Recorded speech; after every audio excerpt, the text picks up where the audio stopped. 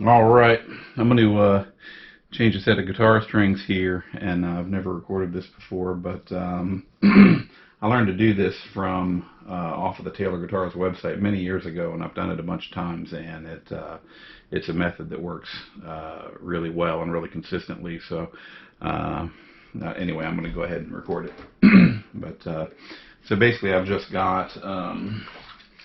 got some Elixir strings here. I'll either use light or medium depending on what what the guitar is. It's kind of a small body guitar, and I think it has light gauge strings on it. I'm doing this for a friend. So anyway, I like the Elixir. They tend to cost maybe just a little bit more, but they're coated, and so they last a really long time as long as you're not super abusive on your strings. They last a really long time. I've been using them for years and years. And so, anyway, I got some for this, and these are light gauge 1253, and so there are indeed 6 of them, and so I'm going to put those right there. I've got a string winder, peg winder, and I'm actually missing, or one of these is broken. I might just have to reuse it for now. I don't think I have any extras laying around here. But that'll be easy to replace at a later time without screwing up the string installation. So anyway, I'm going to go ahead and just take them all off.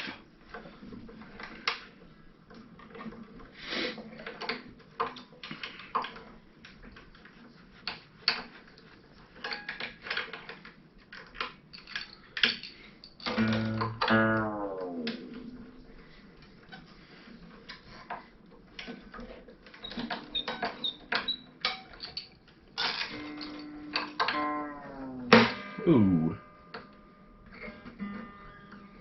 And it popped.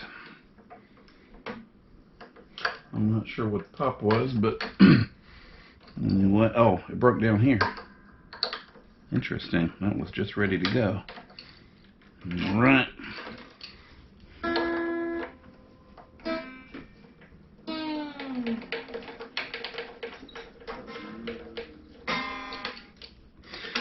Pull that off.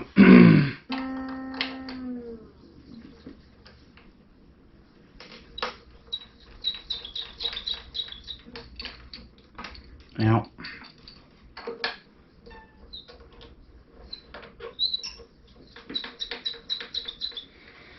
All right. So those are all out now. I'm going to reach under from the bottom and push these pins up from the inside. Sometimes they pop right out, and some of them will pop right out, and some of them don't. Those are mostly in there pretty tight. You can get little pullers like this. That's a puller. You can put it on there, but most of the time that kind of mars up the bridge a little bit, so I don't like to pull them from the top. I like to push them from the bottom. It is also possible to, if you push sideways on them a little bit from the bottom, to actually break the pins. And so from the bottom, which is no good.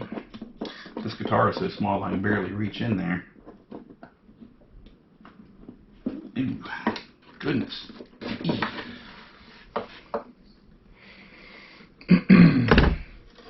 Excuse me. I think I got something better to reach in there with. My hand is almost too big to fit in that hole. I'll try this one more time. The bracing in there doesn't give me a lot of space to work with. There we go. 3, 4, and 5. And then the broken one. See if I can get out. 6. Ooh. And there we go. And seem to be in fine shape except for the broken one. So we'll set those over there. I got these 4 strings, and then 2 of them have fallen out, so I'm going to get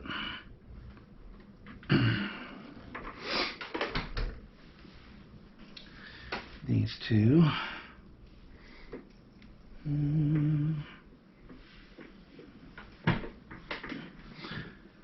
And I'm going to get them all wound up together like this. Keeps them from making a mess.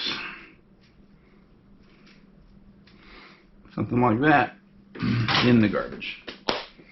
Alright, now this is the time where, when I used to do this a lot, I always had a cleaning cloth and I had tools to do various things with, and now is a good time to you know, to kind of dust it off some. I'm trying to see if I have a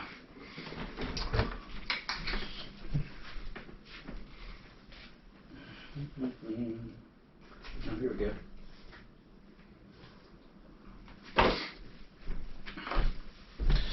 Look at that. I actually have polishing cloth and a polish.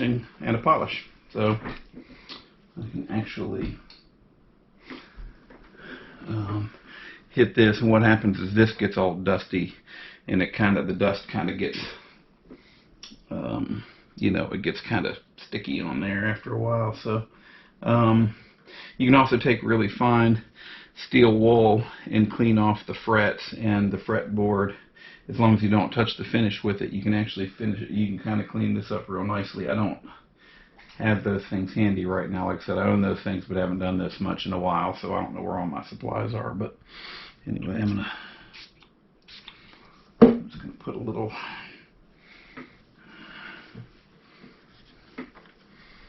polish on here. God only knows how old this polish is. I've had it for years and years. But go ahead and get the very hard to dust a headstock while it's got strings all over it. So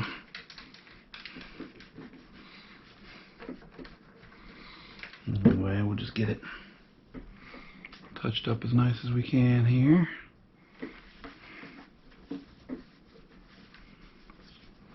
And I'm just going to kind of wipe down the rest of this just to get any kind of dust and debris off of it.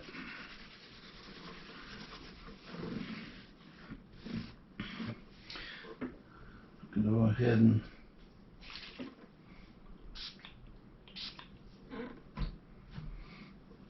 touch up the top of it a little bit, especially where the strings cover.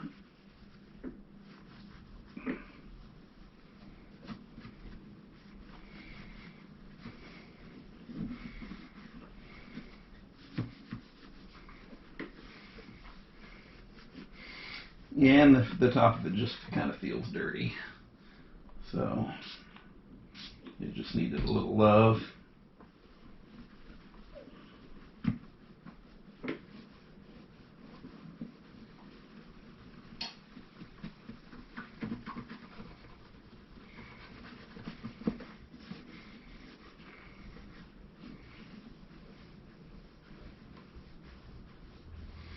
Much better. I'm not being super particular with it, obviously, but I am just trying to knock a little bit of grime off of it.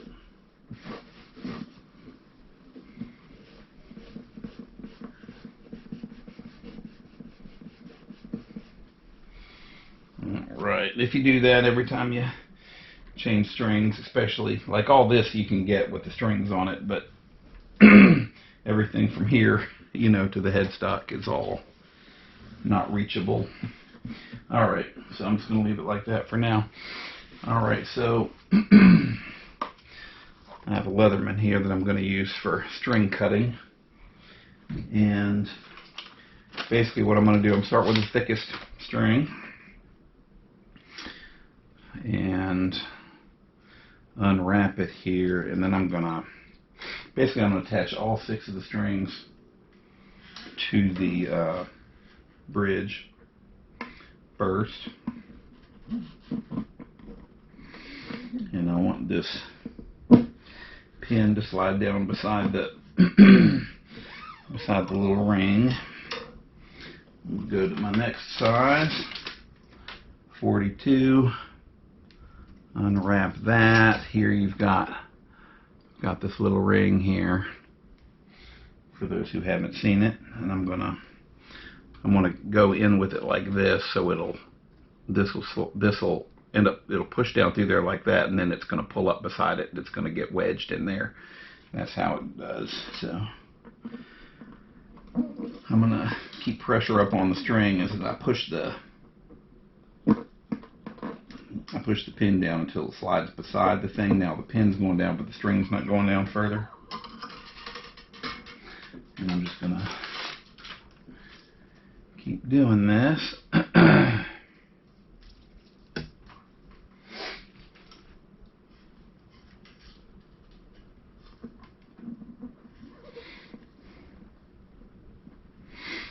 Sure, the light's not very good there. I apologize. All right, there's 3.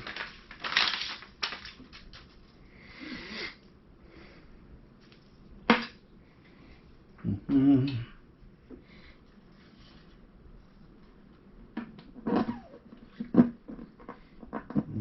4.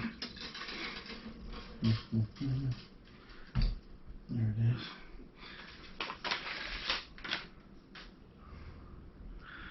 B string.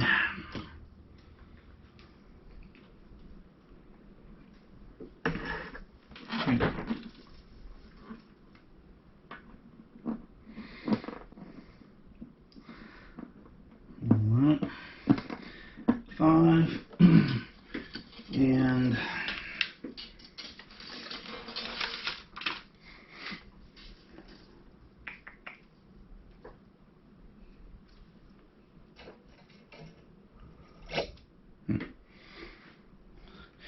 try to put this broken pin back in there and just see how it does. I guess it's going to be okay for now. I'm going to tuck it in there with the Leatherman.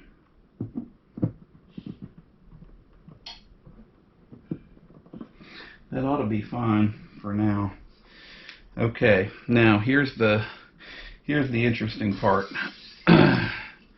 And this is the part that's different from most of what you'll see when people do this, is that we're going to pre-measure these and pre-cut them before I install them onto the headstock. Alright, and the way I'm going to do that is I've got a measurement for the lowest 3 strings and then a different measurement for the highest 3 strings. So basically, lowest string goes to the first post. Okay, and so I'm going to put it in the slot where it goes on the nut.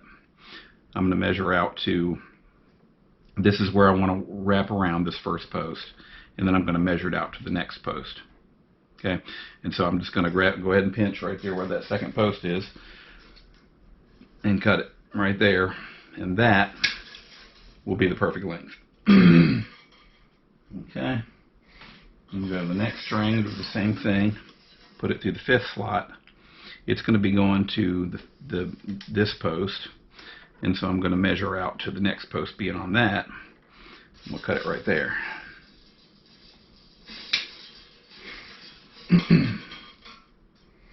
Okay, and the same thing here, except I'm going to go through the 4th slot, measure to this post right here, but now I have to grab it and measure that distance like this from this post to this post and cut it there. So each of these is exactly the same amount of length longer than the post that it goes to. Alright. The only difference on these other 3 strings, since they're skinnier, they can wrap around more times, and so instead of going 1, we're going to go 1.5. So I've got the string through the first slot on the nut right here. Here's the first post, here's the second post, and halfway to the 3rd post I'm going to grab right there, and then I'm going to come in here and cut right where I grabbed. Alright, perfect length. Second string, go through the 2nd slot there. Now it's going to go I'm going to grab right where I want it to go there, pull it back to the first one and measure 1.5. So see that? I'm making it this much longer from here up to here. Cut that. And last but not least, I've got the G. It's going to go through the third slot there. It needs to measure out to here, so I'm going to grab it right on top of that post, come back, and again measure 1.5. And boom. Now, I don't have to worry about cutting, and I don't have to worry about guessing anything. So everything is correct now. So what I'm going to do is, so they're all connected here, they're all cut right. I just need to connect them here. So I'm going to connect them 6, 5, 4, and then 1, 2, 3. Okay? And so now I'm going to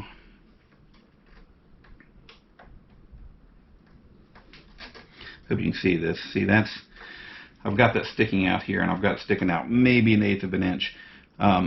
And then when this thing starts spinning around, it's going to hold as long as I keep tension on it. It's not going to go anywhere. And then a little bit of this is going to get sucked back in there. Just as it creases, it's going to pull a little bit of this tail back through there. So I'm going to get it angled, so that the string is angled back this way, and then I can go ahead and put tension on it from this side, and that string's not going to move.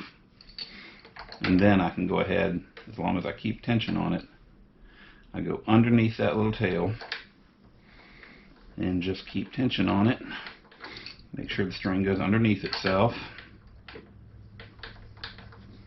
It's going to go around exactly the right number of times, approximately 3. Okay. Next string, I'm going to do the same thing. Going to go through there and leave maybe 1/8 of an inch out. Get it so that it's kinked back this way. This is going to go underneath. Underneath.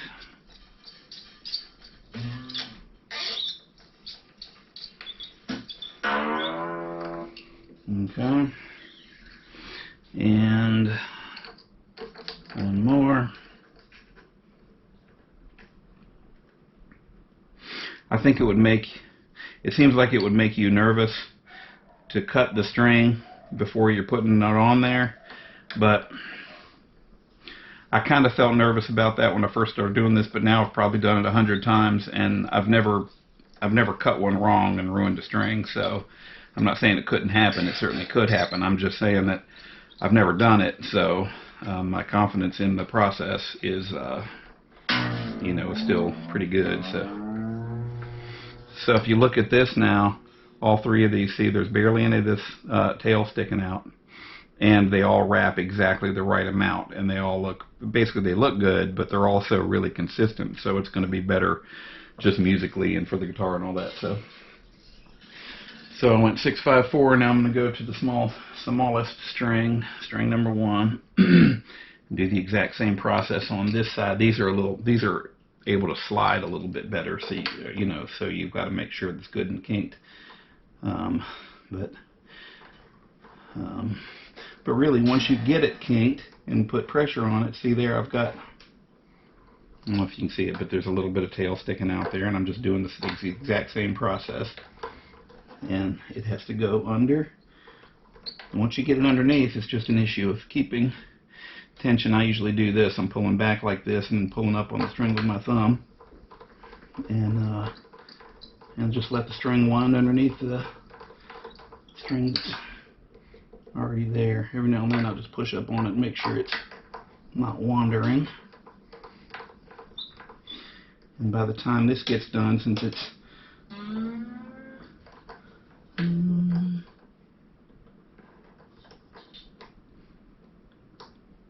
there we go.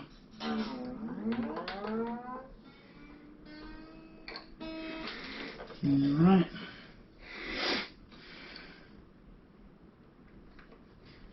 Second string, same deal.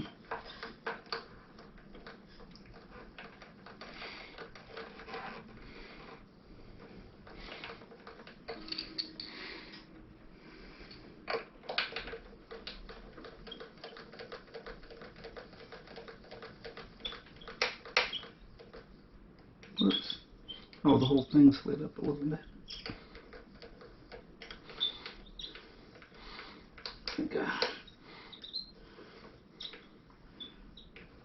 Here we go. I'll let it get out of order a little bit, but I got it fixed now.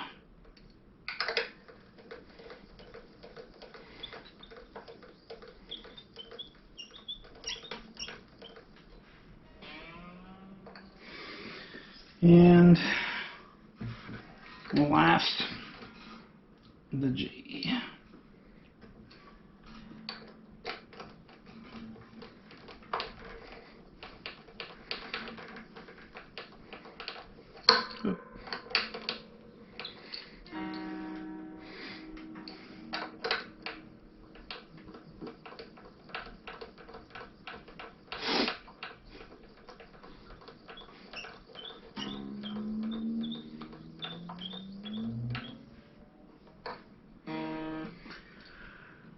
All right, and that's really pretty much, that's the process. It's all done now, so I don't know if this is how clear this will be, but you can look at these and see that you know, these wrap around a little bit more. These are about maybe 4 or 5 times around a piece right now, and once I tune it up, they'll get a little bit more, you know, a little bit more wrapped around. And on this side, you know, they wrap around about 2 or 3 times, about 2.5 to 3 times. And so, but they're all, you know, perfectly consistent. And it's quick, and it's accurate. And so, like I said, I've been doing this for quite a few years now, and it's worked flawlessly for me. So, anyway, I'm going to go ahead and tune up, and you know, if you need to watch that, but I just tune by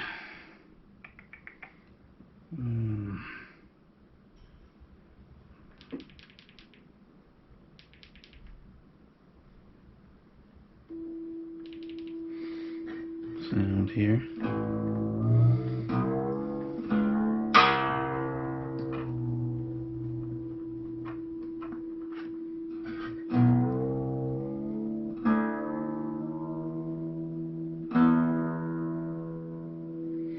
Doesn't matter if it's real particular because it's going to change anyway. It's going to stretch out.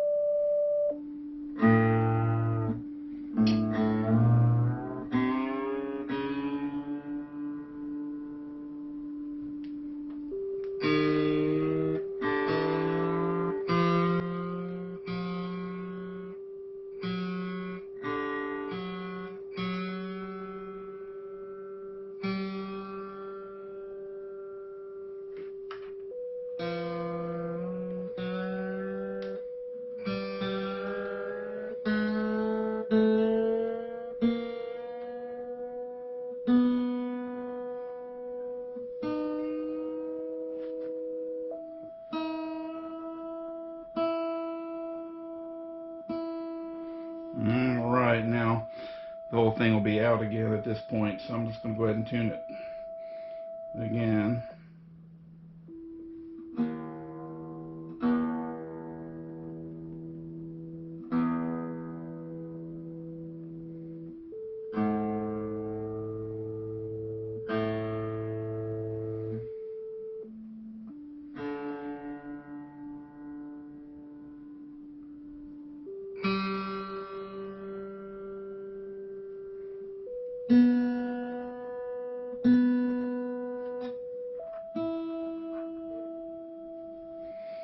And I'm just going to stop there for now because it's going to settle out as it sits.